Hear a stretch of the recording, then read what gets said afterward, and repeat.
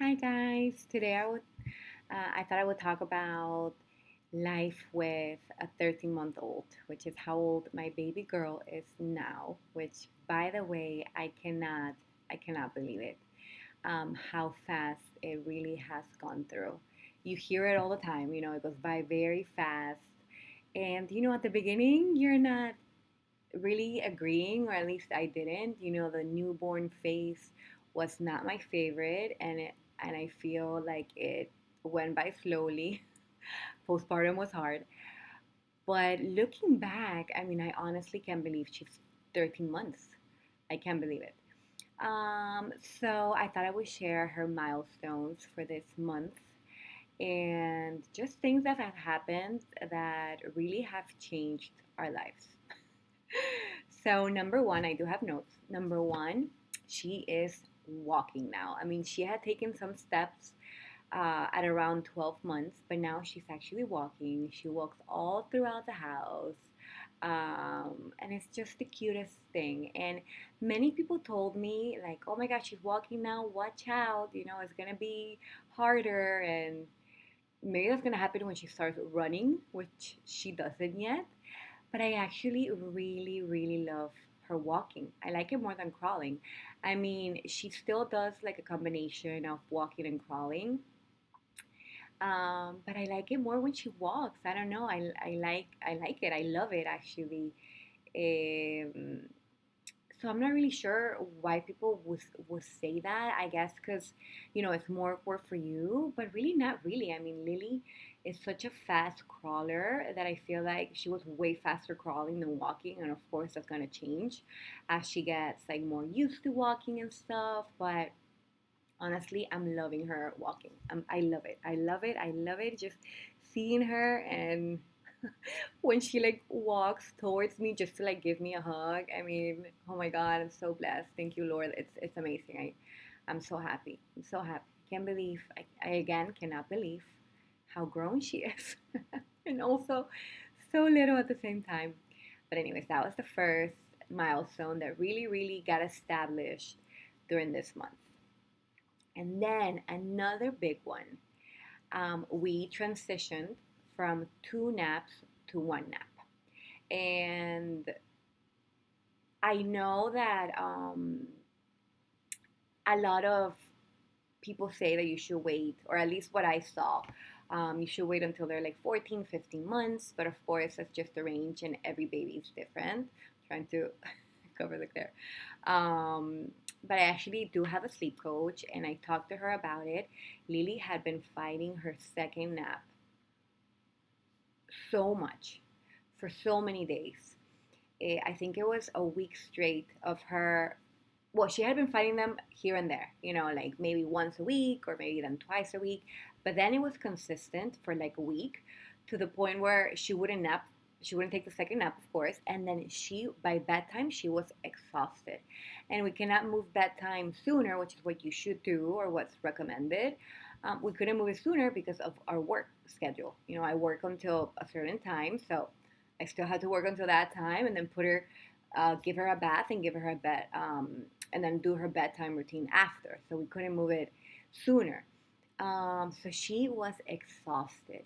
So then I was like, okay, I have to meet with a sleep coach again, talk to her about it, see what we should do, if we should still try it or whatever, because of course I don't want to deprive her of her sleep if she needs it. But I told her what was going on. I told her that the first nap, we were capping it at 1 hour. And then she was like, "No, I mean, it sounds like she really is ready for for just a one nap now. So give it a go, see how it goes, and of course, you can always go back if you think she's too tired, you can always put her to sleep for a nap. Um, so see how it goes." And so we did. And so the first thing we had to do was move her nap. She usually used to go to bed. Her first nap was at like around 10:15, around there. And so we had to let her stay awake until noon now. So that's what we're doing. And the sleep coach recommended, I mean, I don't know if anyone cares about like what my sleep coach says, but I think it's good advice. She says that it's way better for them to be exhausted because she's not used to being awake until noon. Though she's doing good with it though. But you know, before I knew how she was going to do with it, my sleep coach told me it's way better for her to be exhausted for a nap than to be exhausted for bedtime. Because if she's exhausted for bedtime, she's not going to have glare, glare. She's not going to have that great of a night.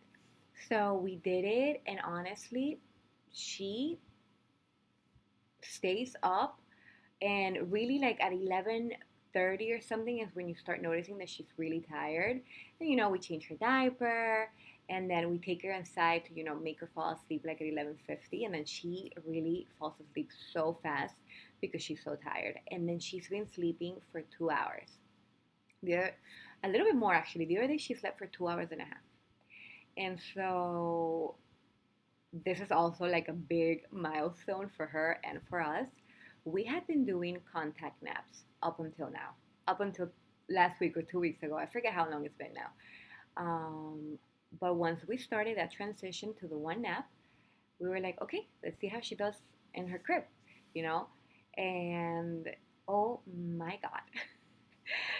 To have those 2 hours in the middle of the day to catch up with cleaning the house, whatever you need to do for yourself, or just resting, watching TV, doing the dishes. I mean, it's amazing. And I'm just thinking about how I'm going to probably do things differently with my other baby.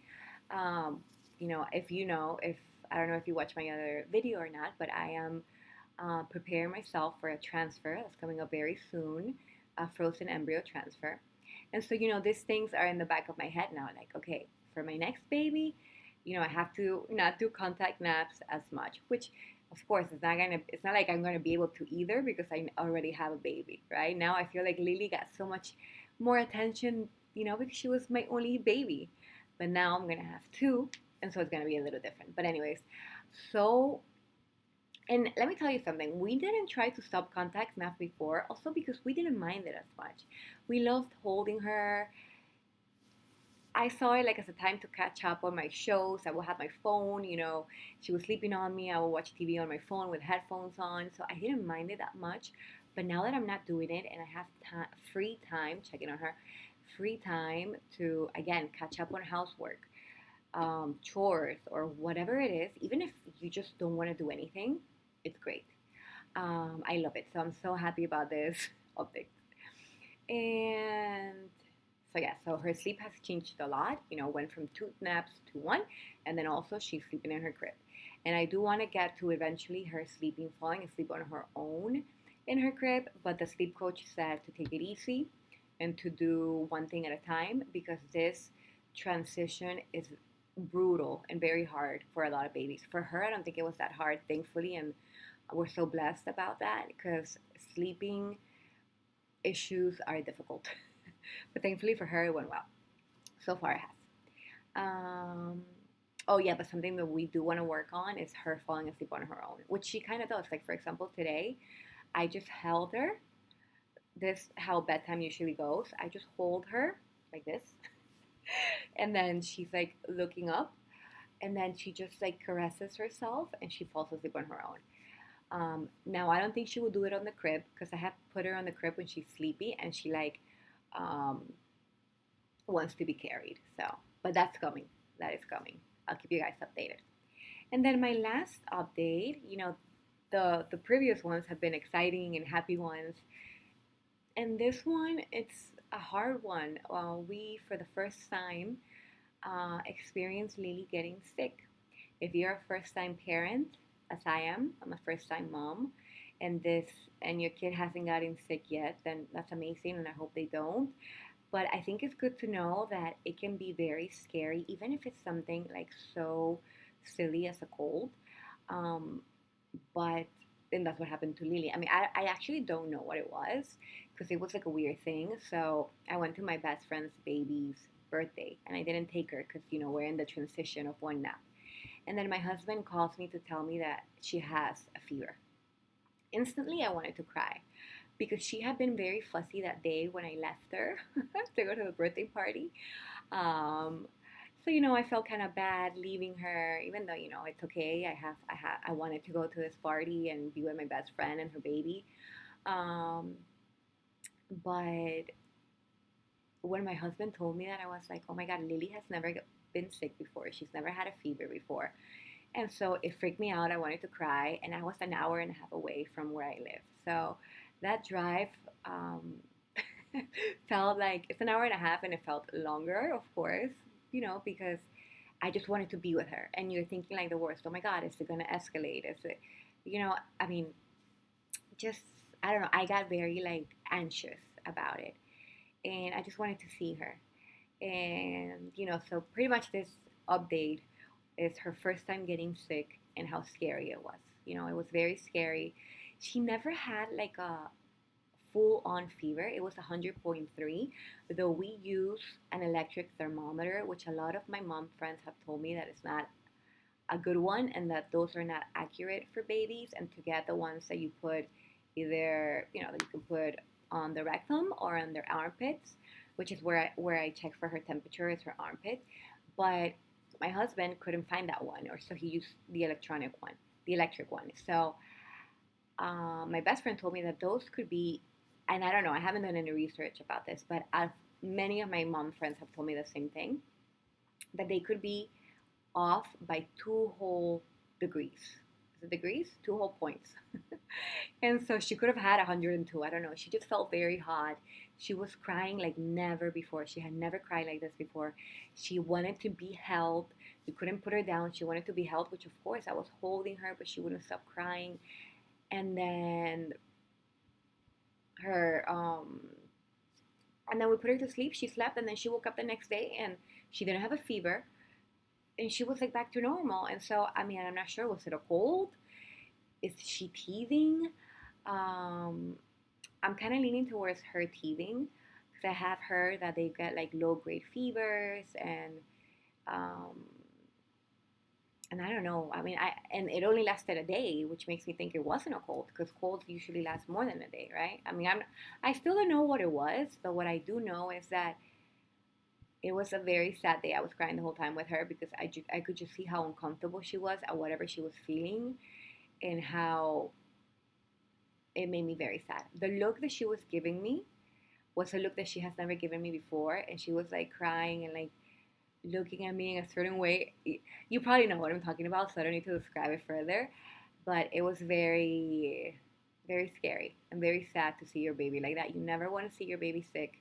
You never want to see your baby struggling. I sure don't. I hadn't experienced that. Lily's not a crier. She doesn't really cry. Um, she does cry like if she falls or something, but like just to see her cry for nothing.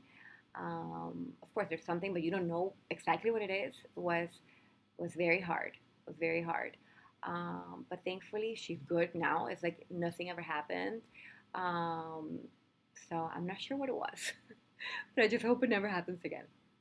And so yeah, so those are my 3 little updates I had as a first time mom, things I had never experienced, going from contact naps to crib naps, my baby walking and seeing how cute it is, because you hear like, oh my God, when your baby walks, it's so cute and stuff. But when you experience it, I mean, it's my heart.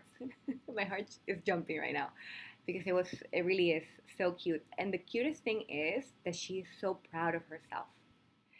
So she walks, and she doesn't do that anymore that much, because she's already a walker. But like at the beginning, when she was walking like a long walk, she will be like making her little proud face, and it just melts your heart. So, and then having your baby sick as a first time mom, honestly, talking to other moms, I talked to my sister and my best friend, and they were so helpful. My sister told me like, it's gonna be scary AF, but trust me, she is fine. She is fine. If she doesn't keep crying when she is, if she stops crying when you comfort her, then she's good, you're okay. We were monitoring her, having a partner also that is like there for you, because I was freaking out, and he was like, my partner, my husband, he was like, keeping me like, what's the word? Grounded. Everything's okay, everything is gonna be okay, and she is, thankfully, so. So yeah, those were my updates. Thank you for watching. Bye.